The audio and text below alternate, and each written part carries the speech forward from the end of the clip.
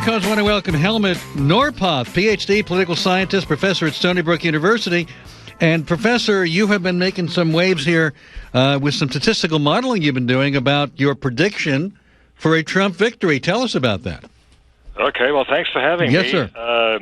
Yes, I have a model that looks at elections since 1912 and how candidates perform in these primary elections, and makes a prediction based on that for November. And it has been working out pretty well in past elections. And so this year, looking at how Donald Trump did in New Hampshire and South Carolina, and how Hillary Clinton did in New Hampshire and South Carolina, it turns out that Trump is very strongly favored to win the election in November against Hillary Clinton. Now, how do you come up with this? What is the math on this? Well, the math is essentially the numbers in the primary. So I look at how, let's say, the leading candidate is doing against the strongest opponent. If there's a big field, like with Hillary, it's very simple. There are practically only two candidates, so that's straightforward. But with Trump, it's a little more difficult, so I take a look at how he does against his strongest rival, and that sort of differs, like it was different in New Hampshire and South Carolina. But it gives me a metric, that number, that strength of a candidate against the competition. And so I compare that for the Democrat and the Republican, assuming, let's say, it's Trump and Clinton. And so relatively speaking, Trump did better in that competition than Hillary. Right. Now, you believe Hillary will be the nominee for Democrats? Well, I assume so. If she's not, I can give a prediction for Sanders. I can give a prediction for. But you're saying you believe Trump with a 99 or 97% certainty is the nominee for Republicans. Are you less certain about Democrats? Well, I'm not saying that he's going to be the nominee with that percentage. I'm saying he's going to be the next president. He's going to win the general election. Right. I'm not making a prediction about who's going to be the nominee. I whichever it is, I make the prediction for the general. I see. Okay, so you were only wrong once, you say, in 1960. Well, retroactively, of course, I wasn't around to make. Well, but using that statistical modeling would. So, what was wrong with the 1960 prediction? Well, in 1960, you had two very strong candidates, Nixon and Kennedy. They both did extremely well in primaries, because there weren't all that many. And I also have to add that there's another component to the model, which is the election cycle. The vote in elections sort of swings back and forth, sort of over about 2 to 3 terms. And even though in 1960 2 terms were up, Eisenhower was a very strong candidate in the elections prior to that. So 1960 was not one in which the cycle predicted a lot of change. Right. So you thought Nixon would have been, not you, but the model you're using would have predicted Nixon. Yes. In that year. Yes, so, but you are saying, for example, one of the things you're calling upon is the idea that having the same party in the White House for 3 terms is rare. Of course, it happened with 2 terms of Reagan, then George H.W. Bush, and you think that's unlikely to happen again.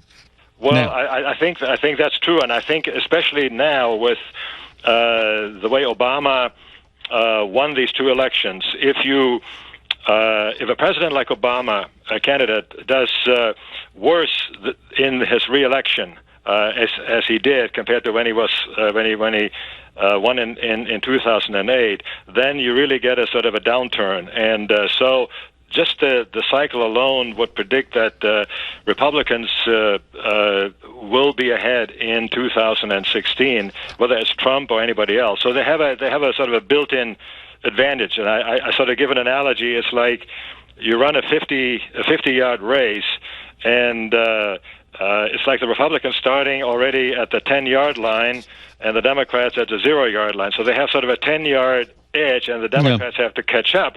And so what they really need is a very strong candidate, and compared to the Republican candidate, and the primary performance looks as if the Republican is stronger, and that gives them sort of an added advantage on top of that. We're talking with Helmut Norpoth. He is a Ph.D. political science professor at Stony Brook University on Long Island.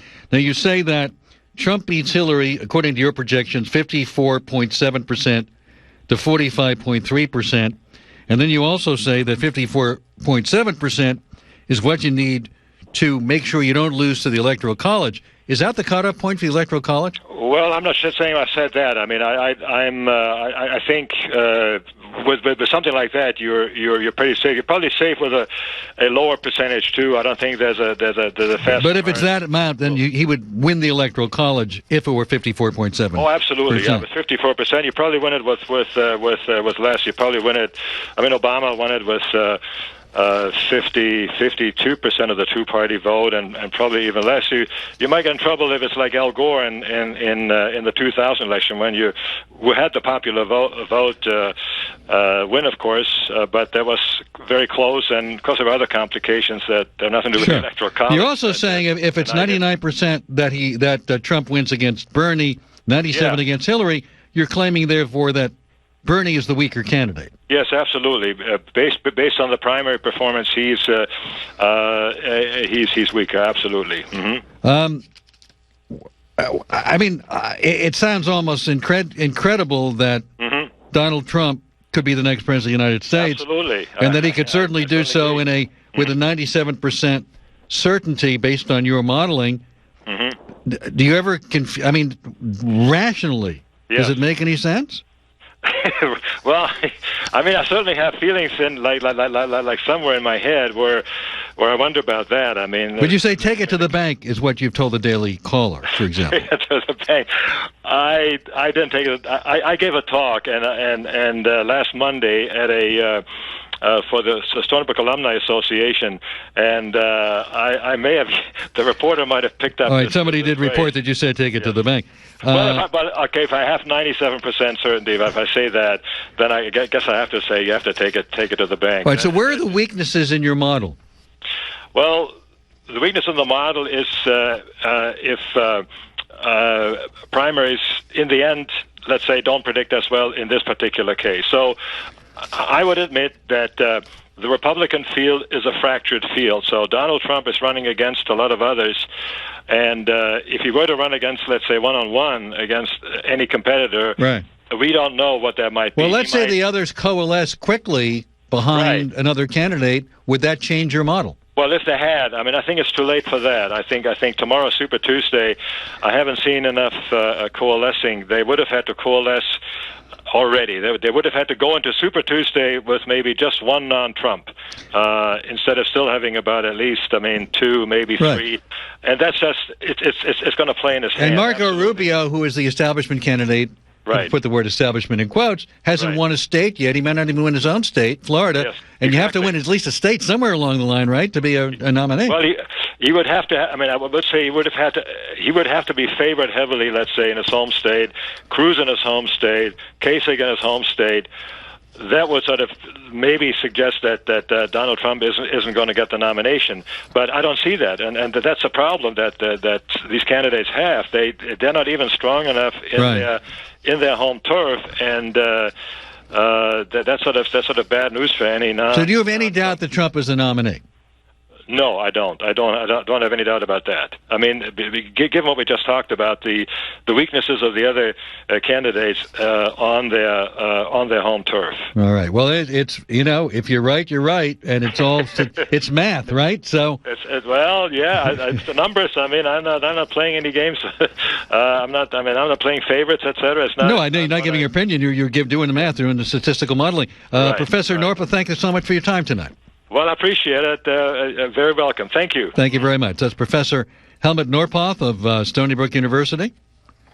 No question in his mind that Trump's the nominee in the next president of the United States based on statistical modeling that he has done successfully for every presidential race except 1960. There's I was mentioning just a few minutes ago about Trump's original name. And there is a hashtag trending on Twitter now called Make Donald Drumpf Again. That his real original name is Drumpf, D-R-U-M-P-F, which morphed into Trump over time. And so that's trending on Twitter right now. Later on tonight, in fact, in about half an hour, we talked to David Duke. He's been much in the news particularly certainly a lightning rod, given that Donald Trump has not repudiated, although he claims he did, but then he didn't. When asked by Jake Tapper on CNN, claimed he didn't know who David Duke was. Would have to do some research. We'll have to play some of the clips of this in a few minutes. But then said, well, he said this morning, it was CNN gave me a very bad earpiece, and I couldn't really hear what they were saying. And yet he managed to repeat the name David Duke and KKK, so it seemed like he did hear what they were saying. But now he's claiming, no, it's the fault of the earpiece. The earpiece made me do it. We'll come right back. We'll open up our phones. We ask only name and town. And, of course, you can join us online at AlanCombsRadio.com. Good place to check out our podcast you can get for, pretty good price. And back here on the phones...